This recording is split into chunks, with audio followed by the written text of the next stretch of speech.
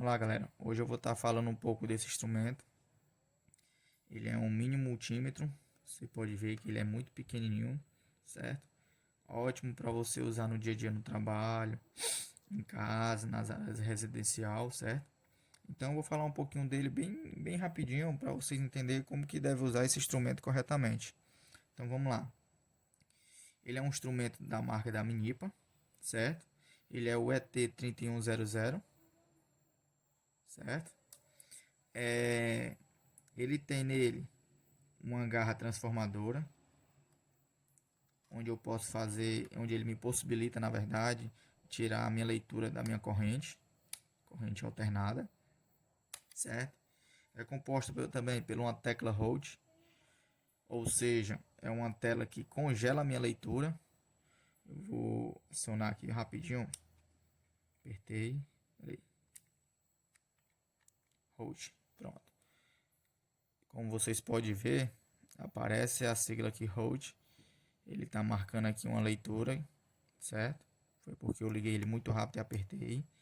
E aí quando eu solto, ele apaga a minha leitura. Pronto, voltou para o standby. E aí, ele tem também uma chave seletora, que é esse botão aqui, onde eu possibilito colocar nas minhas leituras, certo? É um instrumento digital muito bom. Tem também o gatilho, que seria esse botão aqui. É ele que possibilita abrir minha garra, certo? Tem as pontas de prova também. Pronto, tá aqui as pontas de prova dele.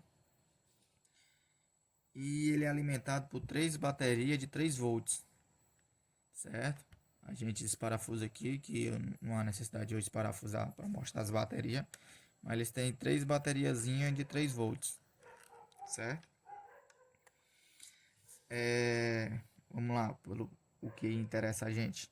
Bom, ele tem várias escalas aqui, digitais, onde ele me dá a primeira leitura que eu vou colocar agora.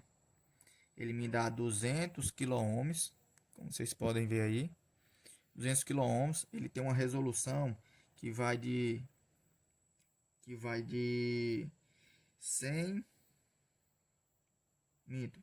Ele tem uma resolução que vai de 100 ohms, né? Ele vai de 100 ohms até 200 kΩ, certo? Ele tem também uma medição de diodos, entendeu? E também tem uma resolução de resistência também aqui, ó, que vai de 1 ohms até 2000 ohms, certo?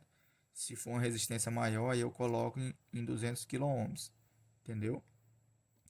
Tem também uma tensão contínua. Pronto. Uma tensão contínua.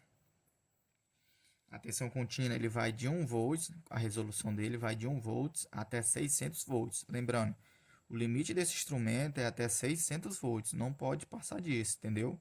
Senão eu danifico o meu instrumento, certo? Tem também a possibilidade de eu fazer uma leitura alternada. Lembrando que esse de 600 volts CC, eu vou ter um traço e 3 pontinhos, ó, identificando que é uma tensão contínua. Aquelas de bateria, som automotivo, tudo utiliza dessa tensão contínua. Tem uma tensão alternada, que ela tem uma resolução também de 1 volts e vai até 600 volts, certo? Eu também tenho umas 3 escalas aqui de corrente, certo? Por que que no instrumento eu vou ter 3 escalas de corrente, sendo que eu poderia utilizar uma por 3? Por quê? O fabricante colocou 3 escalas pelo seguinte fato. Essa aqui, 200 amperes, ela tem uma resolução de 100 mA que vai até 200 amperes. Ou seja, se eu tiver uma leitura abaixo de 100 mA, eu teria que botar na escala de 20 amperes para eu poder captar essa leitura, certo? Se eu tiver uma corrente acima de 20 amperes, eu tenho que colocar na escala de 200 amperes. Ah, mas eu quero medir 5 mA. Aí eu teria que botar na escala de 2 amperes. Por quê? Porque a escala de 2 amperes tem uma resolução que vai de 1 mA até 2 amperes. O de 20 ampere, ele tem uma escala de resolução que vai de 10 miliampere até 20 ampere, certo? É um instrumento muito bacana de se trabalhar. Agora ele tem umas desvantagens, que é o que? Ele é um instrumento que ele não é True RMS. O que é isso? True RMS é aquele instrumento onde eu posso trabalhar com uma variação de frequência, ou seja, um inversor de frequência. Um inversor de frequência, se eu estiver trabalhando com 80, 90, 100 Hz, certo? Esse instrumento aqui ele não capta esse tipo de leitura. Por quê? Porque ele não é True RMS, certo? Ele é utilizado, ele foi projetado para ser trabalhado na residência, entendeu? Em condomínio, né? Para ser trabalhado com eletrônica também, o pessoal utiliza muito ele. Então, para a indústria, galera, para a indústria, eu não recomendo, certo? Eu não recomendo porque na indústria a gente trabalha com muito inversor de frequência, softstar, né, e tal, com motores maiores, né, do que o instrumento, né, permite. Então, assim, ele foi projetado para trabalhar na área predial, certo? Ele foi projetado para trabalhar na área predial.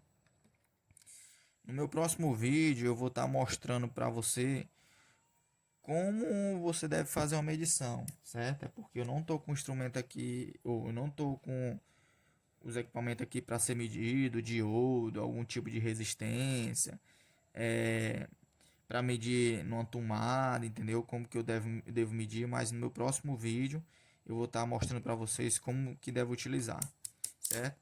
Só mostrando aqui rapidinho, se eu fosse medir a corrente que flui entre um cabo, certo? Entre um cabo elétrico, como que eu deveria fazer? No caso aqui, eu deveria botar numa escala de 200 amperes. Por quê? Porque eu não sei qual é a minha corrente de trabalho, certo? E aí, no cabo lá, vamos supor que essa ponta de prova aqui fosse o cabo, né, energizado. Então, o que é que eu iria fazer? Eu iria jogar 200 amperes e iria laçar o cabo, certo? Como vocês podem ver aqui no vídeo. Se eu laçasse o cabo e aqui ele desse 0,02 ampere, ele estaria me dizendo que a minha escala de trabalho está muito alta. Então, o que é que eu faço? Eu boto para 20 ampere. Quando eu boto para 20 ampere, ele reduz uma escala. E aí ele me mostra o que?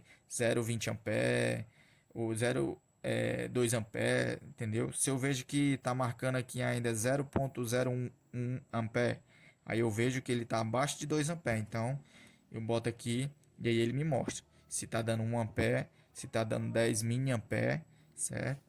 Então, galera, eu não tenho o que dizer desse instrumento. É um instrumento muito bacana, certo? Eu utilizo muito dele quando eu vou fazer meus trabalhos, entendeu? Porque eu trabalho na área industrial, mas eu tenho minhas atividades aí nos condomínios aí. E assim, eu utilizo ele. Para a área predial, ele é meu braço direito, certo? É um instrumento top, cara, top. Eu gostei bastante dele.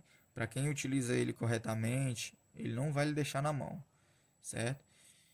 Entendeu? Ele tem três bateriazinhas de 3 volts, mas não quer dizer que ele não suporte muito tempo de carga. Faz tempo que eu tenho ele, galera. Eu já tenho mais de 2 anos que eu tenho esse cara e eu nunca precisei trocar a bateria dele ainda, né? Apesar de eu usar ele muito pouco, mas tá aqui, ó.